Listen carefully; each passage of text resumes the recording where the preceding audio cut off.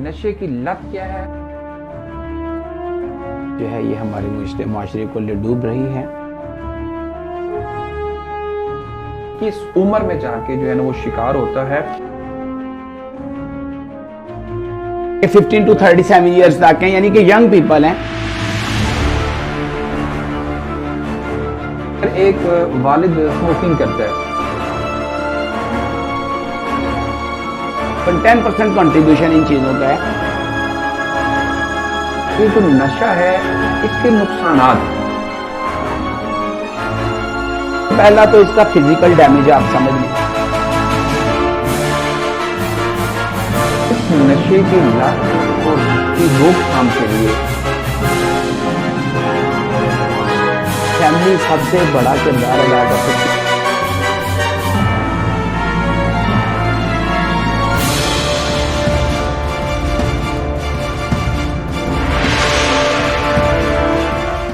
अस्सलाम वालेकुम नाजरीन, आप देख रहे हैं इंडियन न्यूज़ और मैं हूं आपका मेज़बान कारी उमर वक़ास। नाजरीन, जैसा कि आप जानते हैं कि इंडियन न्यूज़ आपके लिए मुख्तलिफ नए प्रोग्राम, नए आइडियाज़ और नई प्लानिंग के साथ, नए मेहमान के साथ आपकी अवेयरनेस के लिए, आपकी फलाह और बहबूद के लिए प्रोग्राम लाता है। और आज का हमारा टॉपिक इंतहाई अहमियत का हामिल, जो हर दूसरे घर में, हर दूसरे फ़र्द में ये चीज़ फैलती जा रही है, जिसको ड्रग्स के नाम से याद किया जाता है, जिसको आम लफ्ज़ों में नशा कहा जाता है। जो एक नशई इंसान होता है वो एक मुआशरे के अंदर कितना अहम किरदार अदा करता है, कितने लोगों को वो अपनी तरफ माइल करता है, मुआशरे की बदनामी, मुआशरे की बर्बादी और उस कबीले की कह लें इंतहाई जो कह लें उसको उसकी तजलील का जो सबब बनता है, वो क्यों और कब और कैसे ये सारे मामलात होते हैं। शरीयत ने, कानून ने, इस्लाम ने, मुआशरे ने उसको क्या नाम दिया, क्या रंग दिया और उसकी तामीर व तरक्की में क्या किरदार अदा किया। यकीनन इस बात से आप बाखबर हैं कि नशा एक बहुत बड़ी लानत है, नशा एक बहुत बड़ी बीमारी है। नशा जो है वो इंसान को अपने से भी बेगाना कर देता है, रब से तो उसको जुदा करता है, रब भी उसको पसंद नहीं करता। कुरान इस अल्फाज में कहता है, या अय्युहल्लज़ीना आमनू ला तक़रबुस्सलाह व अंतुम सुकारा, जब तुम नशे की हालत में हो तो नमाज के करीब ना जाओ। नमाज जो अल्लाह के साथ एक ताल्लुक जोड़ने के लिए सबसे अहम फरीज़ा है, इस्लाम का एक सतून है। अगर इंसान नमाज के करीब नहीं जा सकता, उसकी वो कह ले तहारत पकीज़गी कायम और दायम नहीं रह सकती, तो यकीनन वो इंसान अपनों से भी दूर होता चला जाता है। इन सारे मसाइल को जानने के लिए आज हमारे साथ उसी शान से, उसी आन से हमारे साथ मौजूद हैं हमारे मुआज़्ज़ज़ मेहमान प्रोफेसर अंजम रज़ा, सार्क एजुकेशन ट्रस्ट, जो एक कह लें बहुत बड़ा नाम सियालकोट के अंदर और बहुत बड़ा किरदार जो है वो अदा कर रहा है, जो कौम के नौनिहालों को तालीम व तरबियत के साथ परवान जो है वो चढ़ा रहा है। मैं उनको अपने स्टूडियो में अपने साथ खुशामदीद कहता हूँ और आज उनसे इस नशे की जो लत है, नशे की जो दुत है, नशे की जो लानत है, नशे की जो बीमारी है, इसके बारे में उनसे जानने की कोशिश करेंगे। सर, मेरा सबसे पहला सवाल इस हवाले से ये होगा कि नशे की लत क्या है और इसकी अक़साम जो हैं वो क्या क्या है। जी, जैसा कि उमर साहब आपने बयान किया कि नशे की लत जो है ये हमारे माशरे को ले डूब रही है, तो सबसे पहले अपने देखने वालों को मैं ये बताऊंगा कि ड्रग एडिक्शन इसको इंग्लिश में बोला गया है और नशे की लत उर्दू के वर्ड में बोलते हैं। एक्चुअली नशा कहते किसे हैं और नशे की लत क्या है? ड्रग आमतौर पर तो एक दवाई है, एक मेडिसन है। जिस तरह से ड्रग हाउस है तो मेडिकल स्टोर बोलते हैं, ठीक है जी। तो ड्रग जो है, ड्रग एडिक्शन, जो नशे की लत है वो ये है कि जब हम एक्सेसिव मिकदार में दवाइयात लेनी शुरू कर दें या ऐसी चीज़ें लेनी शुरू कर दें जो कि हमारे असाबी निज़ाम पर अटैक करें, तो जब ज़रूरत से ज़्यादा एक्सेसिव ज़रूरत से ज़्यादा लें और उन पर फिर इन्हिसार करना शुरू कर दें। हम ये सोचें, या जो भी नशा करने वाला है वो ये सोचता है कि ये उसकी ज़िंदगी का एक अहम जुज़्व है और उसको वो लेता है और जिससे उसका असाबी निज़ाम तबाह बर्बाद हो जाता है, उसका ब्रेन डैमेज हो जाता है। वो जिस तरह आपने कहा कि वो अंतुम सुकारा, तो वो अपने शऊर में नहीं रहता। अब एक्चुअली देखा जाए नाजरीन, इंसान में और जानवर में फ़र्क क्या है? इंसान को अशरफुल मखलूक़ात क्यों कहा गया है? जानदार में भी कोई एनिमल है, उसमें भी जान है, इंसान में भी जान है। हमें सिर्फ और सिर्फ जो अहमियत हामिल है, अहमियत हासिल है, वो है शऊर की वजह से। इंसान को शऊर की वजह से इंपॉर्टेंस दी गई है। और अगर कोई ऐसी चीज हम लें जिसकी वजह से कोई शख्स जो है वो लाशऊर हो जाए, उसको बेटी की, बहन की तमीज ना रहे, जिसको अपनी किसी अजीज़ो क़रीब की तमीज ना रहे, हत्ता कि वो अपने आप से भी बेगाना हो जाए, तो ये एक नशे की लत है जिसको हम इस तरह से बयान करते हैं। और दूसरा इसका हिस्सा आपने जो पूछा कि इसकी इकसाम क्या है, तो मैं वाज़ेह तौर पर बता दूं कि हमारा चूँकि एक डेवलपिंग कंट्री है, इसमें 2-3 तरह के, 4 तरह के नशे होते हैं। बहुत एक्सपेंसिव जो नशा होता है वो वैसे ही कम नुकसानदेह होता है, जो कि यहाँ नहीं पाया जाता। और जो सस्ता नशा है जिसमें हम, पाकिस्तान अभी किसी हद तक महफूज है। महफूज तो है लेकिन नहीं, डेंजर में है, ज़्यादा डेंजर में, मैं ये कहना चाह रहा हूँ आपसे।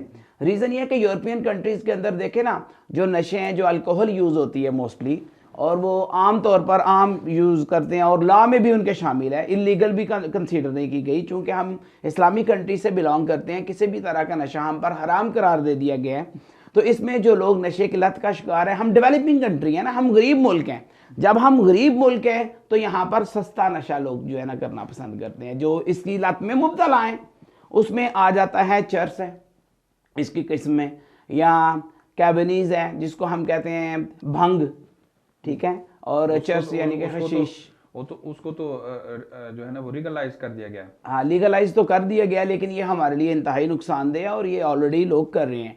इसके अलावा जो पाउडर है, गांजा है, ये यूज़ करते हैं। फिर ये गुटखा और ये सुपारियों से भी स्टार्ट होता है, यानी कि ये इसकी किस्में हैं जो मेजर टाइप्स हैं इसकी, जो कि हमारे माशरे में इस वक्त चल रही हैं, जो कि तबाह बर्बादी का सामान बन रही है। सर ये जो है सिगरेट है, निस्वार है, हुक्का है, आप इसको भी तो उसी एक्चुअली ये उसकी किस्म में तो शामिल है, लेकिन चूंकि ये एक तो लीगलाइज है, यहाँ भी ममनू नहीं है सिगरेट नोशी, स्मोकिंग आमतौर पर लोग करते हैं, लेकिन आप इसको ये ज़रूर कह सकते हैं कि ये बिल्कुल नशे के करीब ले जाती है नौजवानों को पर्टिकुलरली। ठीक हो गया। अच्छा सर, मुझे ये बताइएगा कि ये जो नशे की लत है, इसका इंसान किस उम्र में जाके जो है ना वो शिकार होता है, और इसी के साथ दूसरा सवाल है कि क्यों इसका जो है ना वो सबब बनता है, क्यों बिल्कुल इसके साथ सही, वो मुंसलिक होता है? बिल्कुल सही, आपने ये बड़ा अच्छा क्वेश्चन है जी। आज का बर्निंग क्वेश्चन ये है कि किस उम्र के लोग जो हैं हमारे इस नशे का शिकार होते हैं। तो ये इंतहाई अनफॉर्चुनेट है हमारे लिए, बड़ी बदनसीबी है कि हमारे जो यंगस्टर्स हैं, चूँकि हमारा मुल्क ही तकरीबन मोर देन 70% लोग जो हैं वो राउंड अबाउट 30 यानी कि 15 to 37 ईयर्स तक हैं, यानी कि यंग पीपल हैं। तो यंगस्टर्स ही हमारे जो हैं इसका शिकार हैं। और उसकी जो वजूह है सबसे बड़ी वजूह है वो है एडवेंचरिज्म, यानी मुहिम जोई, जिसको आप कहते हैं शुगल मेला। मोस्टली जो लड़के इसमें इंडल्ज हो जाते हैं, इन्वॉल्व हो जाते हैं, वो उनकी बैड कंपनी है, जो उनको देखा देखी भी है। नंबर 1 पॉइंट, जो कि देखा देखी नहीं, हम ये कह सकते हैं इसमें ये है कि फ़र्ज़ करें हम 4-5-6 दोस्त हैं, हमारे 2-3 स्मोकर हैं। जब स्मोकर हैं, जब हम उनकी कंपनी में बैठते हैं तो डेफिनेटली वो कहते हैं चलो यार एक कश लगाओ। कश की सूरत में वो उन्हें खुद भी नहीं पता चलता। जब मैंने कई लोगों से पूछा इस टॉपिक पे जो कि इसमें इस बीमारी का शिकार हैं, जो मेरे स्टूडेंट्स भी कई रह चुके हैं, जो कि यूनिवर्सिटीज़ के हैं या कॉलेजेस के हैं, तो जब उनसे बात की जाती है यार तुम कब से कर रहे हो? सर जी बस बैठे थे कंपनी में, शुगल में पिया है, उसके बाद पता ही नहीं चला कि आदत पड़ गई है। नंबर 1। नंबर 2, जो लोग गुटखा या सुपारी लेते हैं वो भी इसकी एक वजूह है कि ये भी एक वजह बनती है। नंबर 3, फिर जो हमारी मोस्टली जो मूवीज़ हैं उनके अंदर एक हीरो जो दिखाया जा रहा है वो जनाब ड्रिंक भी कर रहे हैं, वो स्मोक भी कर रहे हैं, और जो हमारी यंग जनरेशन है वो उन्हीं को फॉलो अप भी कर लेती हैं। ये वजूह भी हैं। फिर इसके साथ साथ ये है कि जो चेक एंड बैलेंस है बच्चे का वो हम नहीं रखते, उसका आना जाना, उसकी हरकत और सकनात के ऊपर नज़र नहीं होती, तो मोस्टली जो यंगस्टर्स हैं वो इसका शिकार हो जाते हैं। अच्छा, आप क्या समझते हैं कि इसके अंदर जो हमारे डेरा जात हैं, हमारे घरों में वालिदैन हैं, अगर एक वालिद स्मोकिंग करता है तो वो हुक्का पीता है, वो कहता है यार मुझे हुक्का भर के दो, तो वो जब हुक्का भरता है या वो कश लगाता है तो वो कहता है, उसको जाहिर बात है वो पहले अपनी तरफ खींचता है, एक कश तो वो अनजाने में लगा लेते हैं। तो क्या ये ऐसा नहीं है कि ये हम खुद अपने बच्चों को या अपने मुआशरे को खुद अपने हाथों से जो है वो इस तरफ ले जा रहे हैं? देखें, इसमें ये जो बात आ रही है, जो पर्टिकुलरली हम जो डिस्कस कर रहे हैं चीज़, ये एक नशे को हम डिस्कस कर रहे हैं। इसमें कोई डाउट नहीं है कि अगर एक बाप घर में स्मोकिंग कर रहा है तो वो तो एक लीगलाइज है, एक नॉर्मल इशू है, घर में भी नॉर्मल समझा जाता है, हमारे मुआशरे में भी नॉर्मल समझा जाता है। लेकिन जब हम नशे की लत की बात करते हैं तो ये मोस्टली, ये आपकी जो बात है, ये तकरीबन जो ऑब्जर्वेशन और रिसर्च के मुताबिक है, तकरीबन 10% कंट्रीब्यूशन इन चीज़ों का है। 90% कंट्रीब्यूशन जो है पर्टिकुलरली बैड कंपनीज का है जी। इसके साथ साथ वो जो आपको मैंने बताया कि जिसको फॉलो मोस्टली करते हैं, या जैसा कि मैंने हीरोज की बात की, ठीक है, यहाँ गानों के अंदर मौजूद है, ठीक है, अभी जिंदा हूं तो पी लेने दो, तो ये चीजें जो है ना वो फॉलो अप, हमारी यंग जनरेशन मेच्योर नहीं होती, वो इन चीजों को फॉलो अप करते हुए उसके अंदर इन्वॉल्व हो जाती है। पीता हूँ गम भुलाने के लिए, बिल्कुल इस तरह से लोगों को इस तरफ जो है ना वो लगा जी देंगे। जी बिल्कुल। अच्छा सर, ये जो पीते हैं, ये जो ऐसा कुछ करते हैं, ये कहते हैं ऐसा करते हैं, अब ये बताइएगा ये जो नशा है इसके नुकसानात, हर इंसान कुछ करता है, जाहिर बात है उसके कुछ पॉजिटिव कुछ नेगेटिव जो है ना वो होते हैं मसाइल। ये जो नशा है इसके जो नुकसानात हैं इंसान के ऊपर वो क्या होते हैं? दैट्स गुड, ये बहुत बड़ा क्वेश्चन है जी कि इसके लॉसेस क्या हैं। सबसे पहला तो इसका फिजिकल डैमेज आप समझ लें, फिजिकल डैमेज है एक। दूसरा साइकोलॉजिकल डैमेज है। फिजिकल मैंने जिस्मानी जो डैमेज होता है, जो जिस्मानी नुकसान पहुंचता है नशे के आदी को। नंबर 2 जो उसकी नफ्सियात को नुकसान पहुंचता है। नंबर 3 जो उसकी सोच को नुकसान पहुंचता है। और नंबर 4 जो उसकी फैमिली को लॉस होता है। नंबर 5 जो इर्द गिर्द का जो माहौल है उसको जो लॉस होता है। इसके तो अनगिनत अनलिमिटेड डैमेजेस हैं जिनको मैं स्टेप बाय स्टेप एक्सप्लेन करूंगा, और ये डैमेजेस आप रोज़मर्रा देखते भी हैं और हमारी ज़िंदगी का ये हिस्सा बन चुके हुए हैं। लिहाजा इस पर इसलिए भी डिस्कस करना ज़रूरी है ताकि वालिदैन जो हैं या जो देख रहे हैं ऑडियंस, वो अलर्ट हों। सबसे पहली बात तो ये है कि इसके नुकसान में फिजिकल डैमेज ये है कि इंसान की जहनी और जिस्मानी हालत बिल्कुल एक जिंदा लाश जैसी हो जाती है। उसकी सोचने की सकत बिल्कुल मौकूफ़ हो जाती है, और जब सोचने की सकत उसकी मौकूफ़ हो जाती है तो पंजाबी में जिसे कहते हैं उसे लथी चढ़ी का नहीं होता। वो फिर अक्सर औकात आप देखते हैं कि जो लोग इसमें मुकम्मल तौर पर इन्वॉल्व हो जाते हैं और इस पर डिपेंड करते हैं, वो अक्सर आपको नालियों में गिरे हुए पड़े हुए मिलते हैं। आप लाहौर चले जाएं, इस तरह ट्रैवल करते हुए जाएं, या सुबह के टाइम फुटपाथ पर पड़े हुए होते हैं, तो बहुत ज़्यादा अफसोस होता है। जहन में यही बात आती है कि जब ये पैदा हुआ होगा इसके वालिदैन ने कितनी खुशी मनाई होगी। ज़ाहिर है माँ के पेट से तो वो नशा ही पैदा नहीं हुआ। फिर साथ ही साथ जो सबसे बड़ा नुकसान फैमिली को है, टाबू समझा जाता है उस फैमिली को, उस नशई की फैमिली को, उस महल्ले में, उस जगह पर इर्द गिर्द के लोग जो हैं उनके साथ ताल्लुकात रखना पसंद नहीं करते। फिर इसके साथ साथ लोगों को, उनके जो वालिदैन हैं या उसके जो भाई बहन हैं, उनको जो लान तान सुनना पड़ती है, वो भी एक नुकसान है। और इसमें समझ लें माशरती भी, समझ लें पूरा खानदान उस एक बंदे की वजह से कवर अप हो गया, उस नुकसानात की सूरत में कवर अप हो गया और पहचाना गया और नोटोरियस हो गया, बदनाम हो गया। यानी अपना तो उसने बेड़ा गर्क किया ही है, लेकिन दूसरों को भी साथ जो है ना वो ले, बिल्कुल ऐसा ही है। ना सिर्फ ले डूबा है बल्कि इकोनॉमिकली भी उसने डाउन किया सबको। और इससे सबसे बड़ा नुकसान ये हुआ कि क्रिमिनल ने भी जन्म ले लिया उसके अंदर। वो सीधा साधा था, लेकिन अब वो उस नशे की लत को पूरा करने के लिए चोरियां भी करता है, झूठ भी बोलता है, धोखे भी करता है, और घर वालों को भी अजियत पहुंचाता है और इस माशरे को भी अजियत पहुंचाता है। यानी कि इसके बेइंतहा नुकसान हैं। बेशक। अच्छा ये बताइएगा, कोई भी इंसान जब किसी भी गलती का शिकार हो जाता है तो अल्लाह ताला ने उसके लिए बहुत सारे दरवाजे खोल रखे हैं, बहुत सारे मासवाए मौत, इसके अलावा हर मसले का हल मौजूद है। ये बताइएगा कि इस नशे की लत की रोकथाम के लिए फैमिली, वालिदैन और जो कह लें मुआशरा है उसके अंदर क्या किरदार अदा कर सकता है? देखें जी, सबसे पहले तो मैं यंगस्टर्स की बात कर रहा हूँ। अभी मैं उन लोगों की तरफ नहीं गया कि जिनकी एजेस जो हैं 30 to 45 के राउंड अबाउट हैं और वो नशे की लत का शिकार हैं। चूँकि हमारे जो नौजवान हैं वो ज़्यादातर लत का शिकार है, तो इसकी रोकथाम के लिए फैमिली सबसे बड़ा किरदार अदा कर सकती है, पर्टिकुलरली पेरेंट्स, चाहे वो वालदा हैं या वालिद हैं। अगर आप चाहते हैं कि आपका बच्चा इस तरह की किसी भी एक्टिविटी में मुलविस ना हो, तो ये कभी मत सोचिए कि आपको पता नहीं चलेगा और वो इन्वॉल्व हो जाएगा। आपको सिर्फ उसी वक्त में पता नहीं चलेगा जब आप पता चलाना ही नहीं चाहेंगे। इसकी पहली बात ये है कि जब भी कोई आपके घर में यंगस्टर कोई बच्चा है, चाहे वो 14-15 का, आप तो 14-15 के आम इस लत में पड़े हैं ना, तो आप उसके ऊपर मुकम्मल तौर पर नज़र रखें। उसकी फैमिली जो रोकथाम के लिए कर सकती है, सबसे पहली बात यह है कि वो नज़र रखे उसके ऊपर। नज़र क्या रखे, कैसे पता चलता है? देखें क्या वो घर में आता है, जब अक्सर औक़ात उसके मुंह में आप देखेंगे जो बंदा इस तरह की डगर पर चलेगा वो सुपारी का बहुत ज़्यादा यूज़ करेगा। सुपारी एक ऐसी यानी कि थिंग समझी जाती है पर्टिकुलरली फॉर स्मोकर्स, फॉर ड्रगर्स, कि वो मुंह के अंदर जो खुशबू होती है, जो बदबू होती है उसकी, उसको ख़त्म कर देती है। नंबर एक। नंबर दो, बहुत सारे जो नए नए आते हैं इस फील्ड में, वो आते सारे घर में ब्रश करते हैं, उसके ऊपर नज़र रखें।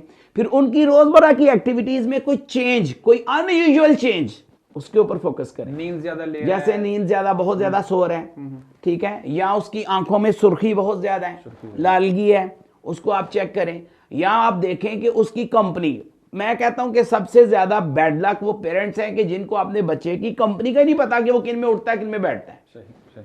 आप अपने बच्चे के ऊपर पूरा ये फोकस रखें कि उसके फ्रेंड्स कौन हैं, उनको ज़रूर मिलें। चाहे वालदा हैं वो भी मिल सकती हैं, वालिद भी मिल सकता है। अपने घर में रूल्स एंड रेगुलेशन सेट करें और उसके ऊपर पूरी तवज्जो दें, तो फैमिली ये किरदार अदा कर सकती है कि जैसे ही अगर वो किसी ऐसे काम में मुब्तला होगा तो डेफिनेटली उन्हें अलर्ट होंगे। और बहुत सारे पेरेंट्स को वो बच्चे चकमा दे देते हैं कि ये मेरी नहीं थी, और उनके बैग्स जरूर देखें। पर्टिकुलर जो कॉलेज में, स्कूल में आपके बच्चे जाते हैं, वो आपके बच्चे ही हैं, आपसे बड़े नहीं हैं। आप उनके गाहे बगाहे, उनको बताए बगैर surprise checking of the bags of your child play very important role to stop the drug addiction. आप जब देखेंगे डेफिनेटली आपको या तो सिगरेट की डिब्बी मिलेगी अगर आपका बच्चा ऐसी डगर पर चल पड़ा है, या लेटर मिलेगा, या उसके अंदर से खुशबू भी मिलेगी आपको डेफिनेटली किसी चीज की। तो आप अलर्ट हो जाएं। फैमिली के अंदर तो हमने फिर अंदर ही कंट्रोल करना है ना। आपने अभी कहा है कि उसके बैग जो है ना उसको चेक किया जाए। यहाँ पे एक अहम सवाल मैं ये करना चाहूँगा, आप क्या समझते हैं कि ये हमारे आज स्कूल और कॉलेज और बिलखुसूस यूनिवर्सिटी जो है वो इसका शिकार हो चुकी है, और बहुत सारे मसाइल जो है वो यूनिवर्सिटी लेवल पे जो है वो जन्म ले रहे हैं। ये कैसे और क्यों मुमकिन हुआ कि हमारे नौजवानों को इतने हसास जगह पे जो है वो ये चीज़ें जो है मुहैया की जा रही हैं? एक्चुअली इसमें सबसे पहली बात तो ये है कि जो यूनिवर्सिटी और कॉलेजेस हैं, इसके अंदर जो है स्टूडेंट्स की यूनियंस बन जाती हैं। ये यूनियंस नहीं होनी चाहिए। ग्रुपिंग चाहे घर में हो, चाहे कॉलेज में हो या यूनिवर्सिटी में हो, याद रखिए जब ग्रुपिंग बनती है, पार्टीबाजी बनती है, तो वहाँ पर वो लोग अपने आप को खुद मुख्तार समझना शुरू हो जाते हैं। वो फिर एक दबाव, एक प्रेशर क्रिएट करते हैं। हमारे यहाँ ये होना चाहिए यूनिवर्सिटीज़ के अंदर, चूँकि ये जन्म ही चीज़ यूनियन से लेती है। ये जो यूनिवर्सिटी और कॉलेज की बात की है, जिस तरह तंजीमें बनी हुई हैं, ये चीज़ इधर से ही तो जन्म लेती है। तो यूनिवर्सिटी इंतज़ामिया और कॉलेज इंतज़ामिया जो है, उनका ये फ़र्ज़ है कि जो तंजीमें बनती हैं उनका मोटो होना चाहिए, और उनको उनके मोटो के ऊपर चलने की इजाज़त होनी चाहिए, उससे हट कर नहीं। फिर उसके बाद जो कॉलेजेस के इन एंड आउट हो रहे हैं, चाहे वो उसमें उनके गार्ड्स हैं या जो भी लोग इन्वॉल्व हैं, प्रोफेसर हजरात हैं, या जो भी एक इंतज़ामिया है, उसको चेक एंड बैलेंस रखना चाहिए और बिल्कुल ऑनेस्टली अपना वर्क करना चाहिए। तो डेफिनेटली हम अपनी नौजवान नस्ल को इस लानत से बचा सकते हैं। एक्चुअली ये नौजवान नस्ल हमारी चलती ही उस वक्त है जब अनचेक्ड है, टोटली अनचेक्ड है। यूनिवर्सिटीज़ के अंदर, हॉस्टल्स के अंदर, हर चीज होने के बाद असातिज़ा या उनके जो मुहाफिज हैं, जब वो इसकी लानत का या लत का शिकार होंगे तो वो जरूर उनको जो है ना वो फॉलो करेंगे। अच्छा सर, ये मैं जानना चाहूँगा कि ये तो हो गया वालिदैन का किरदार, वालिदैन इतना चेक एंड बैलेंस रखिए। अब अगला सवाल ये पैदा होता है कि रियासत भी एक माँ और बाप का किरदार अदा करती है। दोस्त अहबाब, बाज़ दफ़ा ऐसा होता है कि किसी को पता नहीं होता, तो घर वालों को भी बाज़ दफ़ा पता नहीं, वो कहते हैं यार उसका फलां दोस्त है, उसको पता होगा कि वो कहाँ होगा।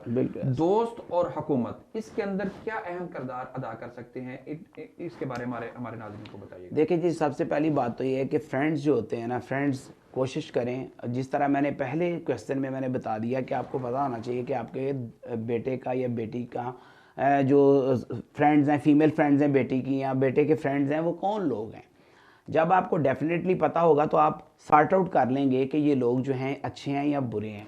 जब उनको अच्छे दोस्त मिलेंगे तो दोस्त जो है वो अपने किसी ऐसे दोस्त में बजाय उसमें इन्वॉल्व होने के। सपोज कि मैं ही किसी का दोस्त हूँ, मेरा एक दोस्त जो है वो अगर ड्रग्स की कंपनी में बैठ रहा है, उस ऐसी बैड कंपनी इन्वॉल्व में हो चुका है, तो बजाय इसके कि मुझे उसको छुपाने के, मुझे डेफिनेटली उसके पेरेंट्स को भी इतला देनी चाहिए और मुझे उससे भी ना सिर्फ किनारा कशी करनी चाहिए बल्कि मुझे उसे समझाना चाहिए, बीइंग अ फ्रेंड।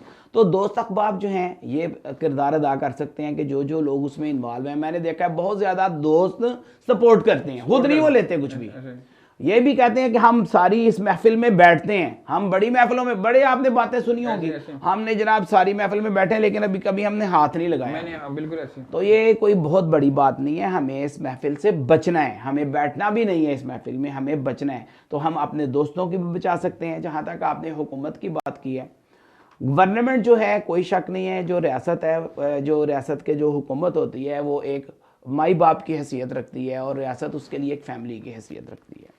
तो जो काम एक वालिदैन का है और ऑफिशियली वही काम एक हुकूमत का है। हुकूमत ये काम एक वज़ीर आज़म या एक मिनिस्टर खुद अकेला तो नहीं करता, उसके आगे इदारे होते हैं, वो देखे कि उसके जो इंस्टीट्यूशंस हैं, उसके जो मातहत लोग हैं जिनका ये काम है, क्या वो अपने तमाम फ़राइज़ सर अंजाम दे रहे हैं, तो उसकी रोकथाम के लिए उन्हें किरदार अदा करना चाहिए हुकूमत को।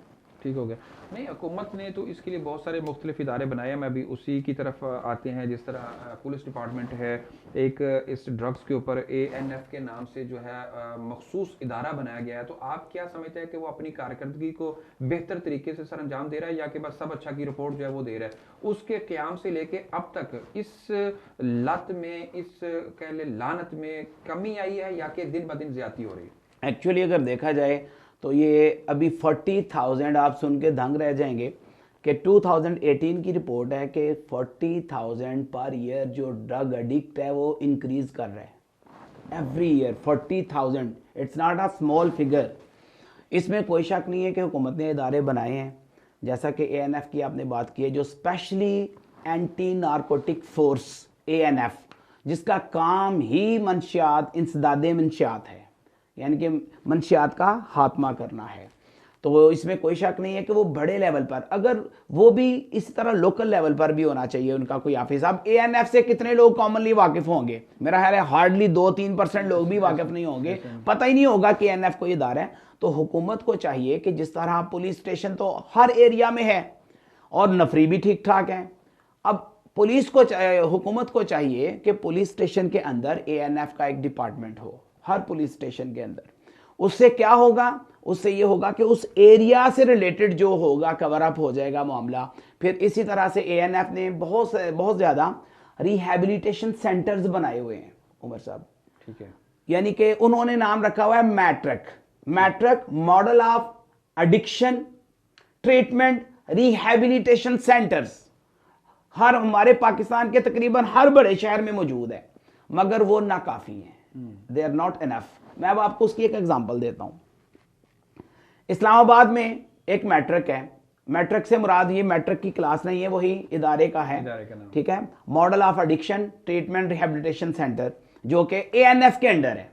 अब वहां टोटल सपोज 36 बेड्स का हॉस्पिटल है, मगर वहां पर जो पेशेंट की लिस्ट पहुंची है वो है 5,000 patients and the beds only 36। तो आप किस तरह इसको मैनेज कर सकते हैं? 99.7% लोग जो रिहैब की तरफ जाना चाहते हैं वो अफोर्ड ही नहीं कर सकते उसकी कॉस्ट। ये बहुत बड़ी प्रॉब्लम है, अफोर्ड ही नहीं कर सकते। बहुत बड़ा अलमिया है, ये बड़ा इंकिशाफ है। तो ये अफोर्ड नहीं कर सकते क्योंकि कॉस्ट ही बहुत ज्यादा। और जो निजी हॉस्पिटल्स हैं वो आपको पता है जिस तरह दूसरी बीमारियां और इसका क्या हशर करते हैं, लेकिन वो भी ना होने के बराबर है, ना काफी है। तो गवर्नमेंट को पर्टिकुलरली इस पर फोकस करना चाहिए। ANF के सब डिपार्टमेंट्स डिस्ट्रिक्ट लेवल पर एटलीस्ट सिटी लेवल पर, और सबसे इजी हल अगर ये समझते हैं कि बजट बहुत ज्यादा लग जाता है तो सबसे इजी सॉल्यूशन ANF के पास कि ANF के 1 या 2 लोग या SHO में से या जो निचले दर्जे के ऑफिसर्स हैं पुलिस स्टेशन के अंदर, उनको प्रिपेयर किया जाए कि इसके रोकथाम के लिए कुछ करें। क्योंकि लोकल जो सप्लायर है, जहां हम ये बात कर रहे हैं कि इसकी रोकथाम कैसे हो, अगर एक चीज की सप्लाई को रोक दिया जाएगा तो डेफिनेटली उसका यूज भी खत्म हो जाएगा। तो सप्लायर जो लोकल लेवल पर है उसको जरूर हाथ डालना चाहिए, और वो हाथ डालें जो कि बिल्कुल ऑनेस्ट हों। यहाँ करप्शन भी बहुत है, जैसे ही किसी को हाथ डाला जाता है वो इतनी बड़ी रकम ऑफर कर देता है कि उसको किसी ना किसी तरीके से कोई ना कोई छूट दे के उसे रिलीज कर सैकड़ों में या हजारों में नशा लाकर लाखों रुपए में सेल किया जा रहा है। आगे वो जो है उसको कह लें माइनर सी जो नशे की लत है उसको देने के लिए हजारों रुपए जो है ना वो मांग लिए जाते हैं। और आप पुलिस को जिम्मेदार ठहरा रहे हैं और पुलिस से रिक्वायर कर रहे हैं कि पुलिस जो है इसके ऊपर कार्रवाई करे और चेक एंड बैलेंस रखे और वहाँ पे जो है ना वो ये जो है एएनएफ उसकी जो है उसका एक बंदा जो है ना वो हायर करे। लेकिन आज तो हमारे मुआशरे के अंदर या हमारे इस निज़ाम के अंदर यहाँ तक बात आ गई है कि पुलिस एक नशे को पकड़ने के लिए तैयार ही नहीं हो गया, छोड़ दो यार ये जो है ना बस। हत्ता कि उसके ऊपर चंद एक को जो है ना वो 9C लगा के जो है ना वो खाना पूरी कर दी जाती है, लेकिन वो कहते छोड़ दो इसको, इसके हाल के ऊपर उसको पकड़ने के लिए तैयार नहीं। तो उसकी फलाह और बहबूद के अंदर क्या जो है वो काम करेंगे। अच्छा, ये तो था पुलिस और इदारों का काम।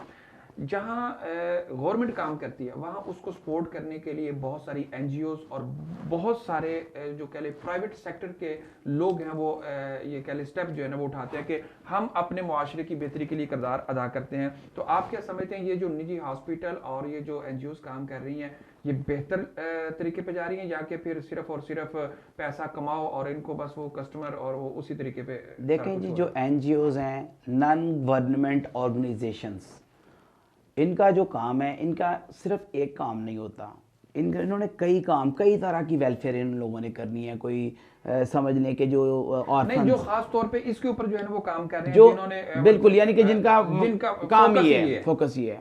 बिल्कुल जी, ऐसी बात यह है कि हाँ, जो एनजीओज रजिस्टर्ड हैं उन पर भी बहुत ज़्यादा क्वेश्चन मार्क हैं कि वो कई एनजीओज तो एग्जिस्ट ही नहीं करती मगर they are registered in papers, और पेपर्स में रजिस्टर्ड है, और उनके लोग जो हैं वो डोनेशंस और सब्सक्रिप्शंस और चंदाजात वगैरह इकट्ठे करते हैं और हवाओं में उड़ा देते हैं। तो ये चेक एंड बैलेंस एनजीओज का भी ज़रूर होना चाहिए। एनजीओज का कोई मेजर रोल कोई भी नज़र नहीं आ रहा। उसकी रीज़न ये है कि ये एक ऐसा मसला है कि जिसको अगर गवर्नमेंट हैंडल करे अच्छे लेवल पर जाके एक खास बजट रख के, और पर्टिकुलरली जिस तरह मैंने कहा कि हमारा जो हमसाया मुल्क है अफगानिस्तान, 90% से ज़्यादा जो स्मगल है मंशियात वो अफगानिस्तान से आती है। तो वहाँ पर हमें चाहिए कि ये फिर लेवल, ये हुकूमती लेवल पर सारी एडजस्टमेंट होनी चाहिए। मैं ये जानना चाह रहा था कि जैसे निजी हॉस्पिटल हैं, प्राइवेट हॉस्पिटल हैं, तो उनके अंदर भी इलाज काफ़ी महंगा जो है ना वो बहुत महंगा है। इसी तरह जो ये ड्रग्स के हॉस्पिटल हैं, किसी भी नाम से, मैं किसी का नाम यहाँ पे लेना मुनासिब नहीं समझता, जितने भी काम कर रहे हैं तो वो भी 40+ पर मंथ उस एक कस्टमर से जो है ना वो एक पेशेंट से जो है ना वो चार्ज कर रहे हैं। अब वो 3 माह 2 माह 4 माह उसका इलाज होता है, लेकिन वो जब मुआशरे के अंदर वापस जाता है वही दोस्त, वही मजलिस, वही सब कुछ होता है, फिर वो उनके पास आता है, वो आना जाना उनका लगा रहता है, जिस तरह जेल के अंदर लगा रहता है इसी तरह इन हॉस्पिटल के अंदर। तो आप क्या समझते हैं कि ये ऐसे ही चलना चाहिए, इसके अंदर कोई बेहतरी होनी चाहिए? इसमें ये है कि जो एक ड्रग एडिक्ट होता है उसको सिर्फ और सिर्फ रिहैब की ज़रूरत सिर्फ उस वक्त तक नहीं रहती जब तक वो छोड़ ना दे, बल्कि आफ्टर दैट भी उसको काउंसलिंग की ज़रूरत रहती है। उसको मोटिवेटेड रहना चाहिए। उसको मोटिवेशन के लिए इन ऑर्गेनाइजेशंस को, यकीनन साइकेट्रिस्ट को जो है वो तैनात करना चाहिए जो उनकी काउंसलिंग करे, ना सिर्फ उनकी काउंसलिंग बल्कि उनके घर वालों की काउंसलिंग करे, उनके घर वालों की काउंसलिंग करे कि भाई किस तरह इसको मैनेज करना है, और फिर उसके ऊपर पूरी नज़र रखी जाए, तो फिर शायद वो बंदा जो है वो बच सकता है। अदरवाइज ये नशे की लत ऐसी है जो तभी छूटती है जब इस दुनिया फानी से बंदा चला जाता है मोस्टली। यानी वो जब तक नहीं समझता कि मैं मौत के मुंह में चला गया हूं तब तक उससे बाज आने के लिए तैयार नहीं। कह ले वक्त की मुनासबत से मैं आपसे ये जानना चाहूँगा, आप अपनी ज़ाती राय में हमारे देखने वालों को क्या खूबसूरत पैगाम देना चाहेंगे कि अपने मुआशरे, फैमिली, कबीले, बरादरी को इस लत से महफूज बना सके? बिल्कुल जी, बहुत अच्छा ये जो राय है मैं ये ज़रूर देना चाहूँगा जो मेरी नज़र में अच्छी है। देखें जी, जब हम किसी चीज़ को, जब एक बारिश हो रही है, हमें पता है कि बारिश है तो हम यूज़ करते हैं अम्ब्रेला का, अपने आप को बचाते हैं। जब हमें पता है कि फायर है हम उधर से अपने आप को बचाते हैं। तो ये भी समझ लें कि जब हम अपने माशरे को या अपने दोस्तों को या अपनी फैमिली को बचाना चाहते हैं तो हमें हर एक चीज़ पर नज़र रखनी होगी। बीइंग अ पेरेंट्स, हमें अपने बच्चों के ऊपर पूरी नज़र रखनी है कि वो किस वक्त आते हैं, किस वक्त जाते हैं, कौन उनकी कंपनी में शामिल है, कौन उनकी कंपनी में नहीं शामिल। Being a friend, being a दोस्त, हमें अपने दोस्त अहबाब पर भी ज़रूर नज़र रखनी चाहिए। बीइंग अ पाकिस्तानी हमें अपने लोगों पर ज़रूर नज़र रखनी चाहिए, और जितने लोगों को आप समझा सकते हैं, जितने लोगों तक आप अपनी बात पहुंचा सकते हैं, जिस तरह एडीएन हमारा जो चैनल है इसका काम ही ये है कि जो हमारे माशरती मसाइल हैं उनको उजागर करें, उनकी वजूहात बताएं, उनकी सॉल्यूशंस बताएं। तो जहाँ तक मैं ये समझता हूँ मेरा पैगाम यही है कि तमाम लोग एक दूसरे का भरपूर तरीके से ख्याल रखें, और ख़ास तौर पर जब भी कोई डी ट्रैक होता है उसको सपोर्ट ना करें या उसको हाइड ना करें। पर्टिकुलरली बहुत सारे पेरेंट्स को पता चल चुका होता है कि उनका बच्चा इसमें इन्वॉल्व है, मगर वो किसी के साथ शेयर करना इसको टाबू समझते हैं, बुरा समझते हैं। इसको बुरा ना समझें और अपने पूरे फ़राइज़ सर अंजाम दें। अल्लाह ताला हम सब का और आप सब का हामी व नासिर हो। बहुत शुक्रिया सर, आप तशरीफ़ लाए और आपने अपनी कीमती तजावीज़ आरा जो है वो हमारे नाज़रीन तक पहुँचाई। नाज़रीन, जैसा कि आपने हमारे मौजूद मेहमान प्रोफेसर अंजम रज़ा जो सार्क एजुकेशन ट्रस्ट को जो है वो लीड कर रहे हैं और यकीनन बहुत बड़ा किरदार जो है वो अदा कर रहे हैं, उन्होंने अपनी कीमती बातें जो हैं वो आप तक शेयर की हैं। अगर आप इनमें से किसी एक चीज़ पर भी गौर कर लें, एक चीज़ पर, सब पर नहीं, एक चीज़ पर गौर कर लें, तो वो शायद आपकी और आपकी उस फैमिली की, आपकी उस बच्चे बेटे भाई की काया को पलट सकती है। उसमें से बहुत कह लें अहम बात जो उन्होंने तकरीबन काफ़ी दफ़ा दोहराई है, जिसको मैं भी दोहराना चाहूँगा कि काश ये जो दोस्त हैं, ये जो हमारा कह लें ताल्लुक़ है, हमारी जो निस्बत है, हमारा जिनके साथ रिलेशन है, अगर उसके ऊपर चेक एंड बैलेंस देख लिया जाए, रख लिया जाए, तो यकीनन हम महफूज हो सकते हैं। ये आज की बात नहीं, उन्होंने शायद कुरान के उस मफहूम को बयान किया है जिसके बारे में कल क़यामत के दिन इंसान कहेगा, यक़ूलु या लैतनी लम अत्तखिज़ फुलानन खलीला, काश मैंने उसको दोस्त ना बनाया होता, काश वो मेरा यार ना होता, जिसकी वजह से आज मैं जहन्नम का ईंधन बनने जा रहा हूं। तो उस वक्त पछताने का कुछ फायदा नहीं होगा। आज वक्त है हम अपने ग्रुप को देखें, अपने इर्द गिर्द के माहौल को देखें, अपने वालिदैन की इज्जत आबरू को देखें, अपनी फैमिली कबीले को देखें, और सबसे बढ़कर अपने दीन इस्लाम और अपने वतन अजीज़ को देखें कि आज दुनिया के अंदर हमारा जो मेयार है, हमारा जो पैगाम है वो क्या जा रहा है। हम उसको बेहतर बनाने के लिए, चूँकि हम खुद भी मुस्लिम हैं, हमारे अकायद, हमारे नज़रियात वो जो यकीनन इस्लाम के मुताबिक हैं, तो हमारा मुल्क, हमारा जो वतन है वो भी इस्लाम की बुनियाद पर है। तो इसका जो कह ले इमेज, इसको बेहतर बनाने में हमें अपना किरदार अदा करना चाहिए। जो फैमिलियां, जो दोस्त, जो घर वाले, जो चंद लम्हों के सुकून के लिए इस चीज को इस्तेमाल करते हैं, वो चाहे किसी भी एक शक्ल में है, वो पीने की शक्ल में है, वो खाने की शक्ल में है, वो कह लें एक वो उसको किसी भी शक्ल में इस्तेमाल जो करते हैं, बाज़ अल्फाज मुनासिब नहीं होते कि उसको जो है ना वो ओपनली कह दिया जाए। तो आज उन चीज़ों से हमें अपने आप को बचाना होगा, अवॉइड करना होगा, और अपने जिस्म से लेकर अपनी रूह तक को महफूज बनाना होगा। हम अगर महफूज हैं तो इंशाल्लाह हमारा ईमान भी महफूज है, हमारी दुनिया महफूज है तो हमारी आखिरत भी महफूज है। अगर दुनिया बर्बाद हो गई है तो आखिरत कभी भी हमारी सवर नहीं सकती, महफूज नहीं हो सकती। इंशाल्लाह आज तक मुझे अपने मुअज़्ज़ज़ मेहमान के साथ इन्हीं अल्फाज के साथ इजाज़त दीजिए। नए प्रोग्राम के साथ, नए अंदाज के साथ जल्द करेंगे आपसे मुलाकात। देखते रहिए एडीएन न्यूज़। मजीद खबरों, तबसरों और तज़कियों के लिए हमारी वेबसाइट www.ednpk.tv विजिट कीजिए। अल्लाह हाफिज़।